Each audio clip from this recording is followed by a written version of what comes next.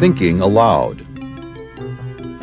Conversations on the leading edge of knowledge and discovery with psychologist Jeffrey Mishlove.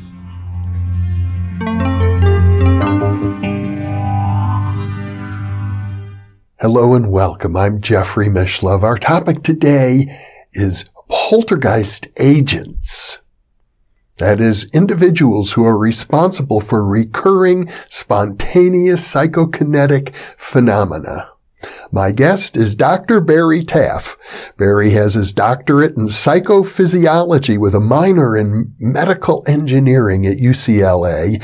I first met him in the mid-1970s when he worked there at the parapsychology laboratory of Dr. Thelma Moss, which was part of the Neuropsychiatric Institute at UCLA. Barry is also the author of an interesting book called Aliens Above, Ghosts Below, Explorations into the Unknown. If you haven't watched the first interview with Barry, I highly recommend it now, and I'm linking to it. You can click right in the upper right-hand corner of your screen for that. This is the second of 4 interviews, and the conversation was a lengthy one, and we're going to begin with Barry describing an incident that occurred in the 1970s. And now I will revert back to the video that was recorded in Barry's home in Palm Desert, California. About the same time, I met another girl when I was teaching at UCLA, and she used to be my doctor's daughter. I didn't even know that he had a daughter from decades earlier. And we began dating, and what was her name? Risa. And we were together. Really interesting poltergeist things occurred. We're watching TV, and a Kaneko, whoo, flies across the room. We're in bed, and the record player comes on, and there's song, but she didn't put records in. It was like one thing after another, and I couldn't stop it. I couldn't make it occur. In, the early 80s, I kept having a dream that I met a young Barbara Eden. You know, I Dream of Jeannie. We were dating. I'm going, why do I keep seeing this? But I'm going to keep seeing it. I go, wait. So the summer ends, go to start teaching my class in parapsychology, Beverly Hills Adult Education class. The new students all come in, and one of them is a young Barbara Eden. Her name was Linda, and we were talking during the break. She goes, do we know each other? I got a weird feeling we know each other. Now, the dreams I had about this blonde, I knew her mother's name was Mary. I knew she drove a blue car with a gray interior, a Ford Pinto. She had to wear coordinated clothing, but she was not in the military or the police. So we start talking, we start dating. Mother's name was Mary. She drove a blue Pinto with a gray interior. She worked at some bank where you had to wear a certain uniform or costume. And when we were together, amazing things happened. We'd come back to her place or something, and all the plates were outside in the living room stacked up, the classic poltergeist activity. We'd be in her bedroom, and we were banging in the kitchen, the full stuff was on the floor again. Little things kept happening, and then her biological clock was ticking very loudly, and she wanted me help make it ring, and I had no interest in that. So the relationship was strained, and she knew it, and I knew it. And one of the last things that happened was we were leaving her apartment, and the deadbolt locked itself from the inside and wouldn't let us back in. It was her way of saying, get out, a projection. She'd come home and find clothes laid out on the bed. What? Where it's amazing. The physical phenomena is so unique because it contradicts everything we know about reality. Now, thinking about this for a second. A man, let's say 6 feet tall, 220 pounds. In order for some force to move him, or a piece of matter let's say, the non-organic matter, to move it requires energy. And energy creates heat when it does work. And usually when you're near these objects, they move, they're not hot, they're often cold. So that contradicts the second law of thermodynamics. When things appear out of nowhere, boom, something's there. Before I left LA several years ago to live down here, for example, I put my phone down on my desk at home, because if I'm not using it, my cell phone. I come back to get it, it's gone. Can't find it. Day later, I come out, open the refrigerator door, boom, falls right in front of me. 3 large medication vials got sent to me in a brown padded mailer. They were in my closet, they're gone. They're there, they're gone. Took some pills out, put them on the desk one night before they could go to sleep, and I take medication. They're gone. They're not on the floor, they're not in the wastebasket, they're gone. Months later, I'm in the kitchen putting in the light. I look down, they're on the top of the gasket that seals the door to the fridge.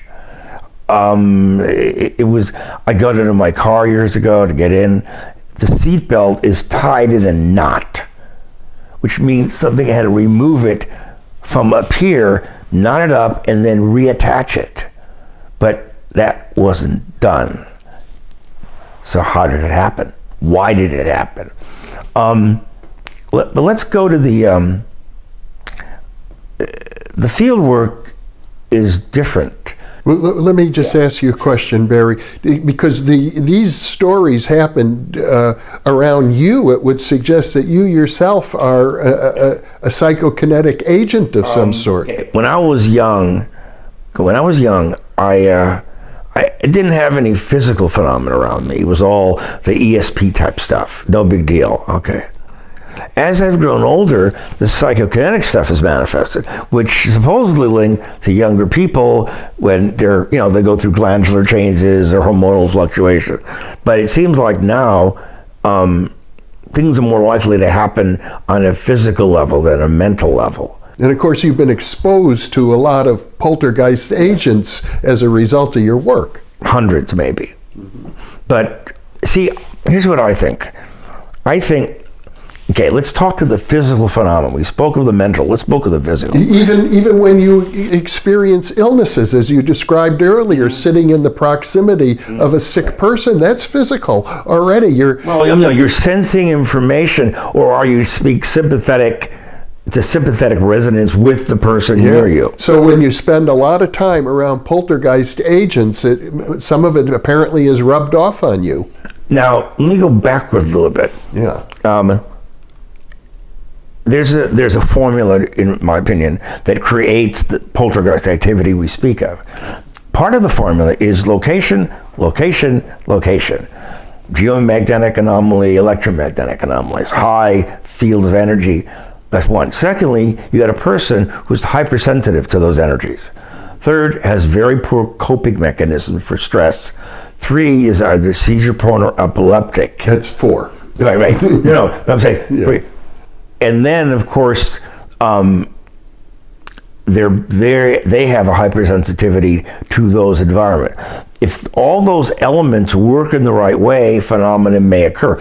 And the last thing is what I would refer to as but I'm trying to think of the term. I don't use this. There was it's a coupling mechanism between people and the environment. Inductive resonance coupling. So let's say you're in the right location with the energy, the crazy energy. You're hypersensitive to it. You have no coping mechanism. You're seizure prone or epileptic. And then your system's got to link up to the thing through inductive resonance coupling. When that happens, wham. Mm-hmm. Wow, look at all this stuff going on. That sounds like, frankly, the most sophisticated theory of poltergeists that I have so far heard. And this is where it gets more interesting. Okay, I have a battery of instruments I took out over the years. We got a lot of them in the 90s. Low frequency spectrum analyzer. Okay, expensive little toy. Geomagnetometer, expensive little toy. Air ion counter, expensive little toy. Now, we can measure bioelectric fields very easily. Very easy to measure that.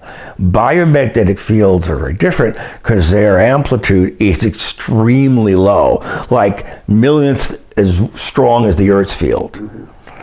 So you take these portable instruments to measure magnetic fields against people, they won't record them. Unless there was a portable, superconducting sensors you could use, which there are none. But if you take our instruments and put them up to a poltergeist agent, you're able to see and record their magnetic energy because they're putting out thousands of times more power than the average person. What a coincidence. And we ask a lot of questions on investigations. The form I fill out is anywhere from 4 to 12 pages long, depending on the people. Ask, their age, their ethnicity, their job, their education, where they work, if they any medications they take, the dosage, the frequency, how long they've been on the medication, what they were diagnosed with, any recreational drugs they may have. Do they have a history either with themselves or family members, either seizure prone or epileptic? And we keep seeing the same pattern over and over again. People are seizure prone, they're epileptic, they're seizure prone. But here's what's weird. Well, the majority of poltergeist agents tend to be either seizure prone or epileptic, and it could be simple having focal seizures. I'm about to go by grand mal, not even petite, just focal seizures. If that's coupled with the right environment, you have the coupling between them and the environment, and boom, things happen. But most people come and go and nothing happens. But it's the coupling, the ability to link people with the environment that will possibly tear it apart. A case 2007 in Pomona, or anyway, a woman. So they heard her husband and the daughter moved into a house about 10 years earlier, fixer-upper. And then weird things start happening. They hear voices, lights coming around, things are moving, And then suddenly her husband starts freaking out and tries to kill her. So the cops get him, bring him in, and give him a full psych evaluation. They examine him. He comes back, he seems to be okay. More phenomena. And then out of the blue, he pulls out a gun and he blows his head off in the dining room. And it was then discovered that years earlier, the man who owned the original house had killed himself in the same way on the exact same spot. And he said, what's weird about this, that before this happened, I suddenly was diagnosed as being epileptic. Is it relevant? I go, it's always relevant. The faces and places may change, but the phenomena does not. The linkage to the central nervous system and this hypersensitivity to electromagnetic and geomagnetic fields, and then the being seizure prone or epileptic. And when I did, what was that guy Art Bell, like 20 years ago? I talked about this a little bit on there. And all these calls came in. People, they're epileptic, and when they don't take their medication, phenomena breaks out. They take the medication, the seizures stop, and the phenomena stop. Now, given this, you could do some interesting studies on the phenomena, but you have to spend a lot of money and put the careers of medical doctors at risk, because otherwise people would think they were crazy. You do functional MRIs, do PET scans on them, MEGs on them, EEGs on them, do a battery of other tests. I'd be willing to bet you'd see certain patterns in the nervous system. Now, while almost all the poltergeist agents appear to be seizure prone or epileptic, most people who are seizure prone or epileptic are not poltergeist agents, which means that in the middle, there's a missing or unknown variable. That being, we don't know. Well, you've talked about coupling with the environment. Inductive resonance coupling. Yeah. But it could be that they have no coping mechanism for the stress, and the result between that and the environment happens. But the number of times with me, I've been holding things like medication, and suddenly my hand will get really numb, like really cold, and the stuff would fall out of my hands and gone. Where'd it go? Nowhere. There's nowhere for it to go. Still happens to me, not regularly. I thought, where is it? Dematerialization. It's always a cold tingling sensation. But now we take it on. Let's go to a case which shows the psychodynamics of these phenomena. 1974, the lab is up and running. My old colleague, Kerry Gaynor, is in Hunter Books in Westwood, used to exist, and he's talking to a friend about the work he and I were doing, and the woman in the next aisle was Doris Byther with one of her friends, as the movie accurately depicted. So she overhears Kerry speaking to his friend, and she goes, oh, by the way, my house is haunted. Rather than talking to her in the middle of a store, let him get your name and number. Come out to visit her about a week later, Culver City, California, Braddock Drive. Broken down little ramshack of a home, twice condemned by the city. I don't know why she was living there, couldn't afford anything else. But here was a woman, she would not give us her age. Very, very closed, very unresponsive to many questions. If people don't want to give us basic information, I just get up and leave. It's a waste of time. The very first thing she tells us is she's been repeatedly raped by a ghost. And we went, oh God, roll our eyes back. Raped by a ghost. She's out of her mind. She's had a psychotic break. So we listened to her. We thanked her for her time and we left. What are we supposed to do? Hey, go see a psychiatrist. Get some help. This is a parapsychologist. We're not psychiatrists. A week later, she calls back. A neighbor and her friend had witnessed things around her. Okay, go back to her place, very hot. August 22nd, 1974. And we're in the kitchen, lower cupboard door pops open, and an iron skillet goes flying out across the kitchen. Drops. Go into her bedroom, which had a horrible stench of decomposing organic matter. And she said that there are 3 male entities. One bigger, older, one bigger, one two smaller. 2 would hold her down, the third one would rape her. Can't prove or disprove this. Now, it should be said up front, she had 4 children. A very young daughter we never met, thankfully, because too young to deal with this. And 3 boys. An older one, and 2 younger, smaller ones. So, she had seemed like some psychosexual problems. She a little too, had some problems in terms of emotions. She wouldn't answer a lot of our questions. Anyway, we began experiencing things. We started seeing these unusual balls of light, what I would call corpuscular masses. And we were able to get one picture of one of the balls. It looks like a comet with a tail on it.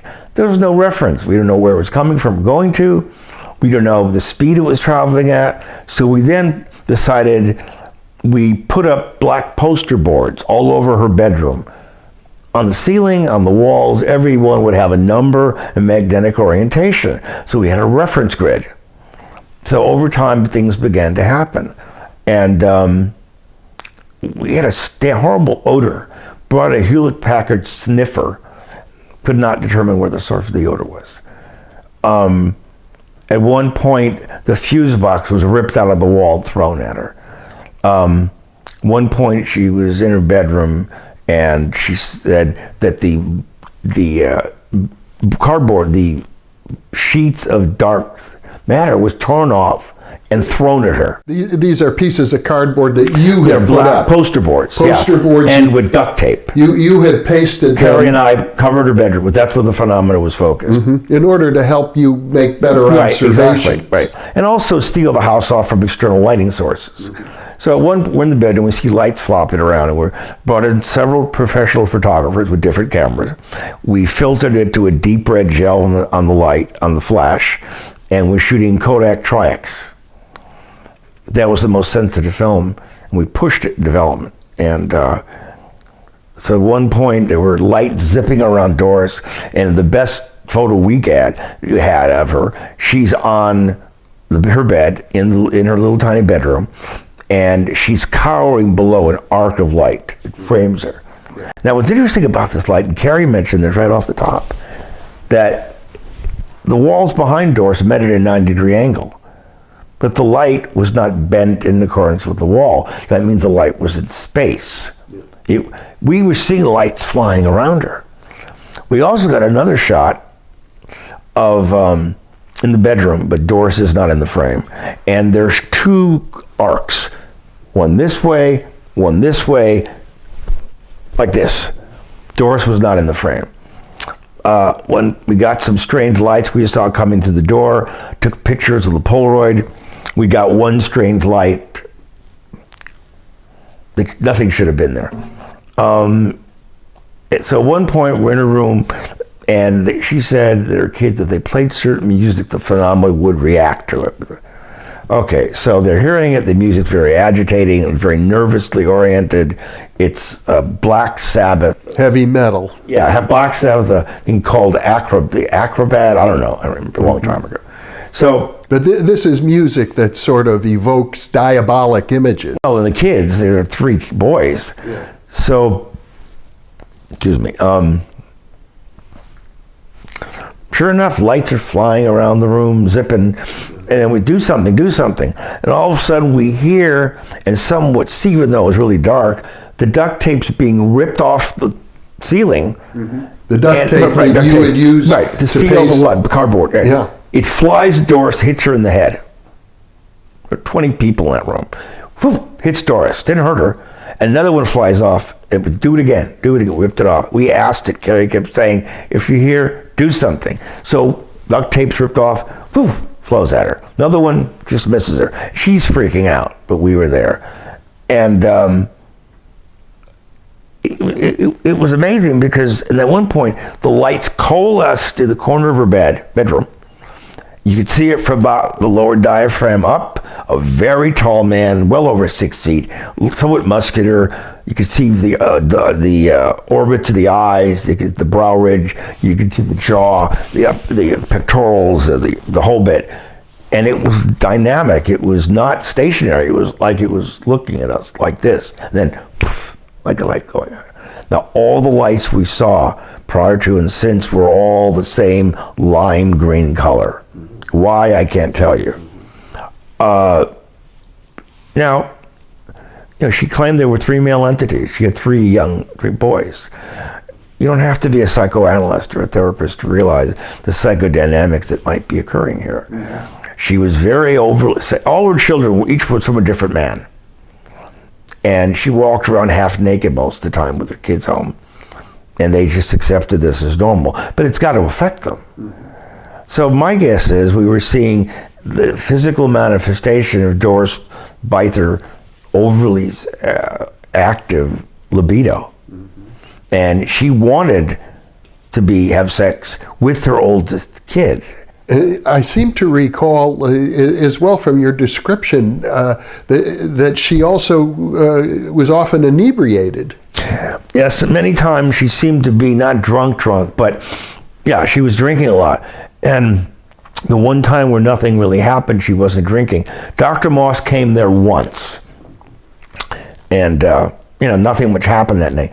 But we did invoke Frank D. Felita, who I'd known from years earlier when he did the Stately Ghosts of England. We met him, and he came out and viewed some of the stuff, and with a friend who was a producer and a writer, and it was amazing. He was, and all with these strange lights zipping around. But the bottom line is, at one point we had about 20 people witnessing the same thing at the same time. So Karen and I said, don't talk about it, write it down. Write down what you saw, and we read it the same. So in reality, there's mass hysteria, but there's no such thing as a mass hallucination. If, let's say, there were 20 people there at one point, you'd think there'd be variation. If it was an image that's in their minds, what was occurring was not real, they would have variation but they all saw the same thing.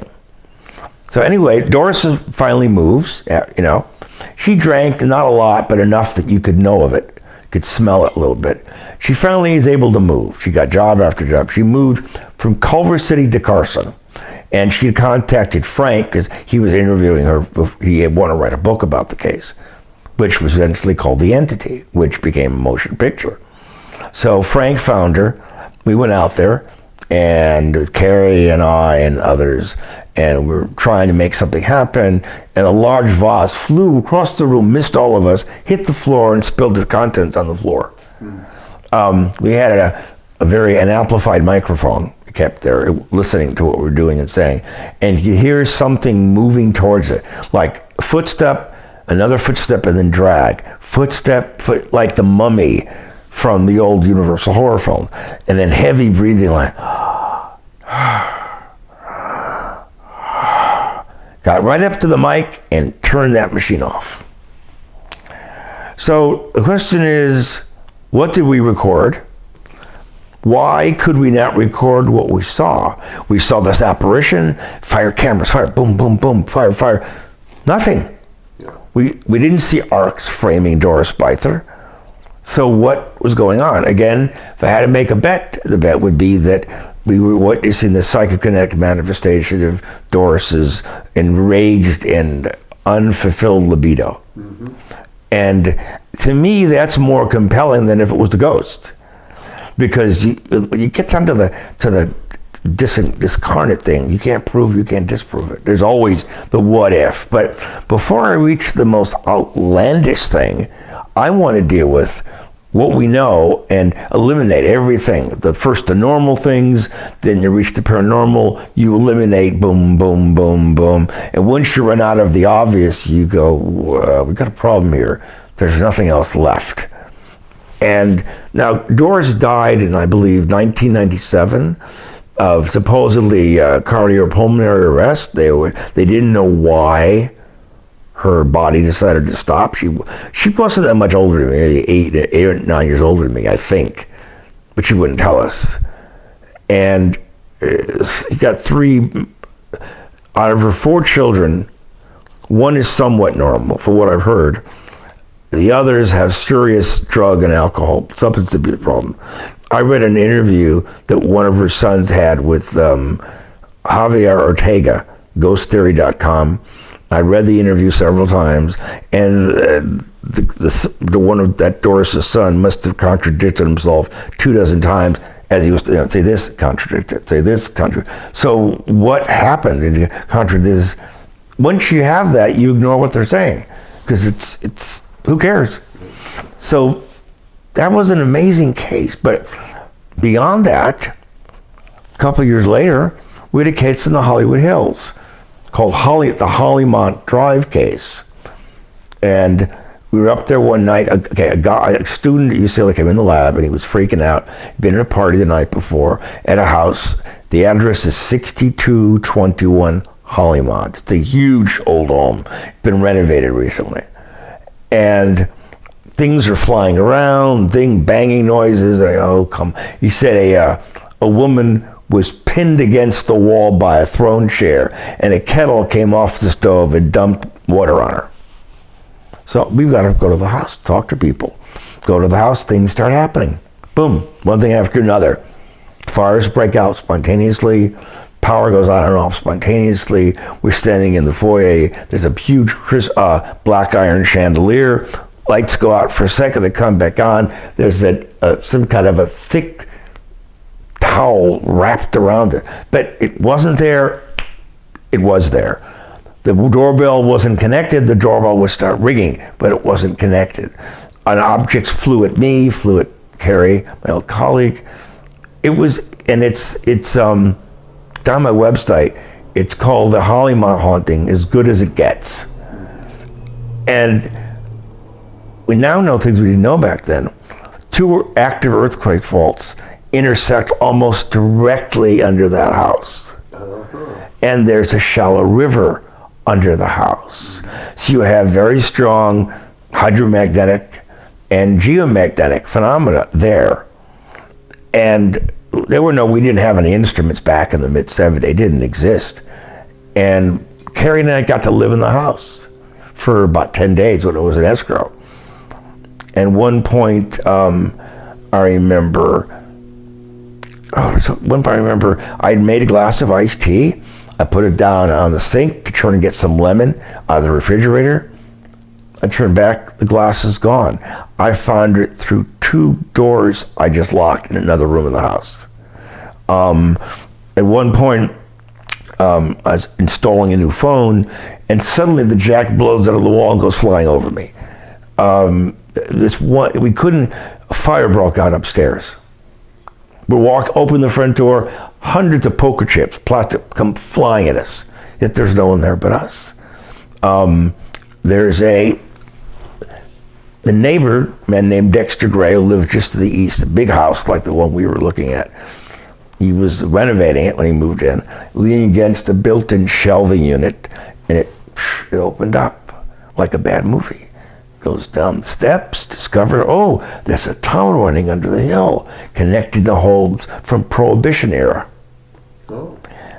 And he's exploring it, first alone, then with a neighbor and a friend, and they find a headstone in a grave. The name is Regina, 1922. Huh? Somebody was buried there? The house, we were last up there in 2008, and now we had instruments. Let's start with the best to work backwards. We're about to leave after a couple hours, and so I had a big Pelican case. I took my instruments in, and it was very perfect. We got there. I go to pick it up to put the instruments back in, and on the bottom of the case is carved a backwards R, a lazy R. Wait, the name of the woman down below is Regina. If in order to carve into the case, you would have needed a chisel and a hammer to start it. It was deeply carved. Well, who did it? And when? Instruments at some point started going nuts. And second story, big ball light came towards us, which Barry Conrad, my colleague at the time, captured. In the bathroom, we were taking pictures, and one picture showed a perfect arc of colors, like a rainbow. Just the upstairs bathroom repeatedly caught fire. A bathroom catching fire? What? So the house had terrible water erosion damage, and it was old. It was renovated. It's been renovated, but it's kind of weird looking because they're a mixture of modern and old work, and it looks horrible. But we were in there in 2008, and then the current owner was a man named Abdi Manavi. Great guy, let us come in and run around the place, take pictures, and things happen, objects appearing, objects disappearing. And no obvious poltergeist agent. No, now in the original investigation in '76, we were all young. At one point, the news crew from KTTV, they had a thing of napkins fly at them. Then they had coasters fly at them. And at one point, Carrie and I are in this cupboard, and thousands of pennies are raining down. What's hurting it? Oh, and from nowhere, reporting the raining pennies. And then the news crew was freaking out. So they ran out of the house. And as they ran out, the news, Connie Fox was the journalist, and she's talking, and things had zipped by her. They ran out of the house down the Z-shaped stairwell. They ran out of the house. A big book, Dun and Bradstreet, comes flying over the house, flopping its pages, makes one turn, two turns, three turns, and drops at Connie's feet. And she never returned after that. The street light in front of the house during the daylight was blinking on and off, just in front of that house. That, to me, might be one of the most haunted locations I've ever visited. The question is it haunted because because the energy is there, which amplifies what happens with some people? But when we were there in 2008, it was really quiet compared to what it was in '76. But in '76, we were all in our 20s, raging hormones, different bodies, different brains.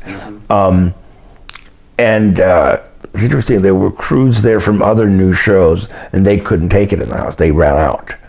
The house is still there. I don't know if anyone owns in it, if anyone moved in yet, but it's So it certainly is suggestive of the possibility of a discarnate agent. The most amazing thing I've ever experienced happened in 1992 in a case in, where was it? Oh, I forgot the area. Really great Hispanic family wonderful people, the Ramirez, great people. And a lot of strange things happening there. They had a young, it was a multi-layer family, big house, 2-story home. And the son was named Nico, really nice young man. And really liked the people a lot. They were very normal, they were terrified. Banging things, moving around. Apparitions, Loomis anomalies, so we're there at one point. Now here's the strangest thing that's ever happened to me.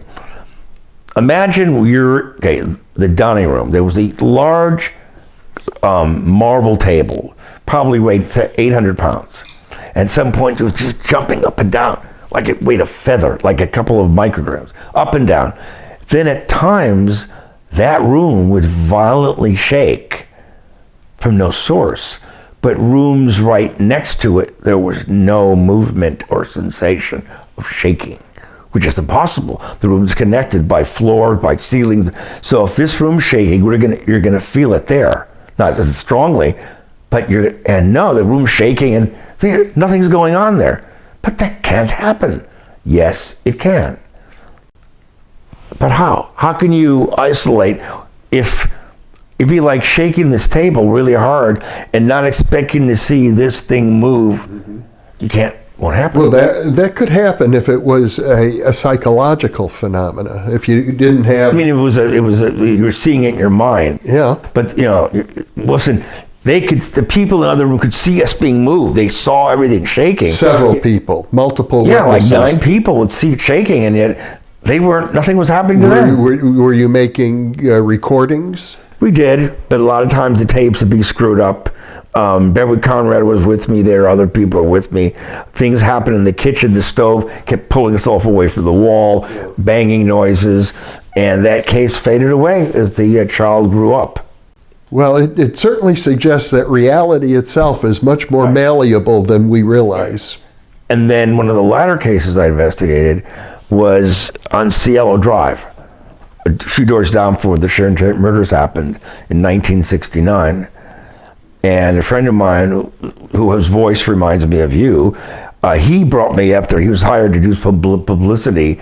A guy wanted him for a movie he made. So I've known Steve Rubin for decades. I met him actually, we were kids. I met him again where he was one of the publicity unit for the Entity movie back in 1981 when we shot it. And so he calls me, there's this weird case going on Cielo Drive in Benedict Canyon, not that far from where I lived at the time. We go up there, really eroded road, it's a private road, and a whole new home's built there. We go in the guy's house, and instantly I started feeling dizzy and nauseous. I was gonna pass out. And we interviewed the guy, and the guy wouldn't answer any questions about his health, questions about medication, questions about drugs. We found that out later. And he moved in there a couple of years earlier. They built the house. The location has the most powerful geomagnetic field I've ever recorded. Sometimes over 100 times normal. Actually, it's over 1,000 times normal. And you'd go polarized. One part of the house would be positive fields, negative fields, and the amplitude would go up and down depending on the environment. I was there, I worked on and off there for more than a year. I got sick there 16 times, ended up in the ER. It tore me apart. My stomach, my neck, my joints. People who came in there had perfectly healthy people, no pre-existing conditions. They got sick when they were there. And one night we were filming there, and there was a news crew, and they had the truck on the street in front. The truck collapsed. The electronics all went dead. Call another truck. It stayed down below, worked better. But the case was incredible because the continuity of the data, the level of magnetism was so high, and 68% of the people that came there got ill. None of them knew about the environment before they arrived. And at one point, I'm standing next to this news guy, and suddenly our instrument full scale deflection, and we both almost passed out. Like, oh, what's going on? And like a door opening, like a door closing. And I'm leaving the kitchen one time, and a glass of water comes flying right past me, hits the floor. Disembodied voices. If you hold on to the stairwell at the back of the house that goes down to the other floors, it's so strong, it numbs out your arms. You hold it and your body would become numb. And like I said, there's no power on this planet that would get me to go back there. So would you attribute that to geomagnetic? Well, the reason I kept going back, we learned a lot. It helped. The experiences we had there somewhat consolidated and validated everything we suspected for years. This is like, that's why it's the article on my website about it, which will be in my new book. The Seal Drive Convergence, the ultimate field laboratory. It was like, this provided it's like in the movie, the original Haunting. Okay, The Legend of Hell House as well. They both dealt with phenomena, trying to document it in these homes, and they trying to measure and then validate what's going on. This place provided everything we needed. The person who owns the house, for what we were told, even though they wouldn't tell us about this, has seizures. Very likely he's epileptic. He's woken up, big knots in his head, blood coming out of his mouth, falling on the floor. So he's living in the most psychokinetically volatile environment ever. And was he there when these things occurred? Always. I see. He moved in, and shortly thereafter. So then we're building the house. The magnetic fields were so strong they didn't know where to drill to put the stanchions in, the metal girders for the foundation. Now we're measuring these incredible magnetic fields. Now magnetic fields parallel the Earth, electric fields vertical. But because of all the iron pieces of the environment they're permeating or emitting magnetic fields in the wrong way. So instead of the field running this way, get magnetic fields running vertically, plus the electric field. And one time we had a storm coming in, lightning and thunder, and at one point one of our things jumped to 2 kilovolts per meter. That's it. I'm out of here, lock everything up and leave. The first night I was there, we go back to get some batteries for instruments, and we see this one case that had a soft top for cameras and stuff. The top was going like that. Like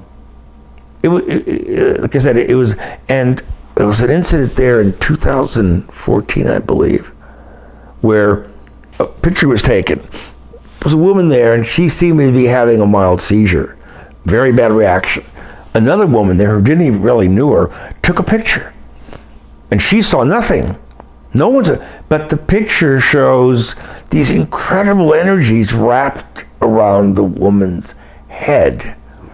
And I spent 2 days enhancing it, the photo, different frequency, wavelengths of light, and I think by accident, they may have captured the first optical analog to someone having a seizure in a high geomagnetic environment. It's an optical analog. And no matter how I analyze it, it gets stranger. And she started to shake like that and having a seizure. The case is so volatile that I was asked to go up there for one of Zach Bagans' show back in 2014. Nope.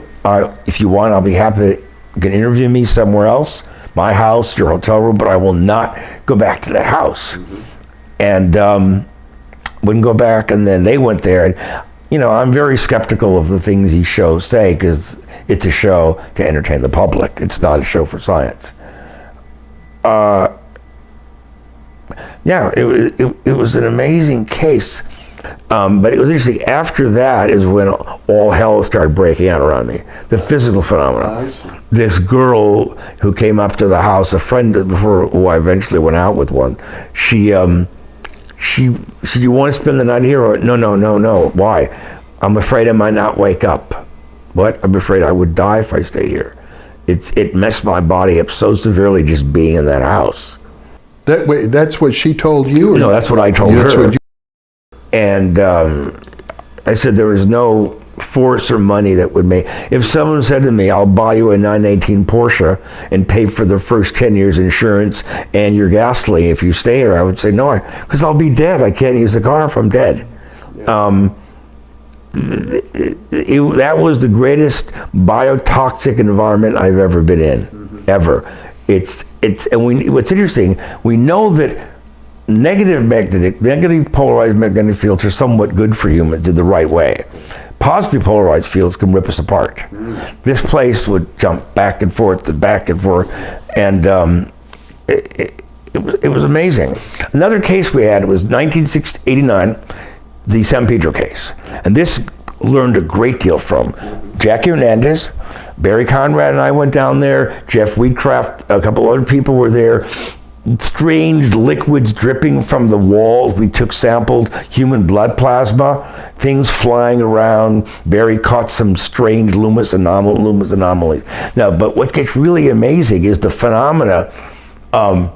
We, in the house, our equipment would go crazy. Other crews came there. Their equipment would fail in a little bungalow. This is in San Pedro. They'd go out and come back on. Go back in, it would die. So the case winds down, and after Jackie had visited Barry Conrad at his home in Studio City, after she left, phenomena would break out. Classic poltergeist agent. I go, why is it happening there? And then she went to some other place that followed her there. She moved up north in Northern California, somewhere in, I don't know where. Phenomena followed her there, which Barry and Jeff experienced. My father had a heart attack, so I couldn't help him at that time. And then I thought, why? Okay, well, we learned something now. Okay, and why did the phenomena keep attacking Jeff Wheatcraft? It tried to hang him in the attic, wrapped the clothes on, almost killed him. He had a burn in his neck. And then it threw him into the wall again at Barry's house, and glass was flying around. Fires broke out at Barry Conrad's home. Go, why is this? Okay, so she moves into this little place in San Pedro. It had very likely had a really unusual geomagnetic signature to it, or electromagnetic. It charged her up. She then moved from the environment, and it would bleed off of her as she moved. And then why did it keep attacking Jeff? She was attracted to Barry Conrad, which most women were. He looked like Elvis, tall, dark hair, blue eyes, very affable, friendly, helpful. And she liked him, and Jeff was always in the way. It kept attacking Jeff. I expressed this to her one of the shows I was on with her, and she said, I hated Jeff. Jeff was getting in my way with Barry. I said to the producer, this is a psychokinetic manifestation of Jackie's hatred of Jeff. It's what's attacking him. She's telling the ghost. I go, there's no ghost. It's Jackie's subconscious, it's monsters from the id. Yeah. Right out of Forbidden Planet. Then, after she visits, Barry phenomena breaks out. We didn't know why. Barry was having a brief, he'd invite her over, let her cook, whatever. He'd have sex with her, let her go, bring her back, other girls would come over, he'd have to kick her out. She was getting really pissed. That's when the phenomena broke out in Barry's homes. It was, again, we see it's an extension of her. Now, this is what I felt like a contagion. Let's say you're healthy. So you go to some friend's house, and a couple of them are sick, but you don't touch anything, you wear a mask. You go home, you get sick, you give it to your wife and your kids. That's a vectored pathogen. We know what that is. Mm-hmm. I think there's something identical. That the phenomena are contagious. Not as, energy, if you're susceptible to it, can alter you. Mm-hmm. You can carry this energy with you, it bleeds off. Unless it alters you in a way, you keep bleeding it off and bleeding it off. So you carry it, you deposit, and if enough mechanisms here to make it work, it responds. And why people say when you change halted environment to rebuild, things go nuts? Because the relationship of dielectrics to conductors has changed. Energy moves in a different way. and it react. But the St. Peter case, so this is what I call the psychovirus. And we've seen this since then in other cases. Yeah.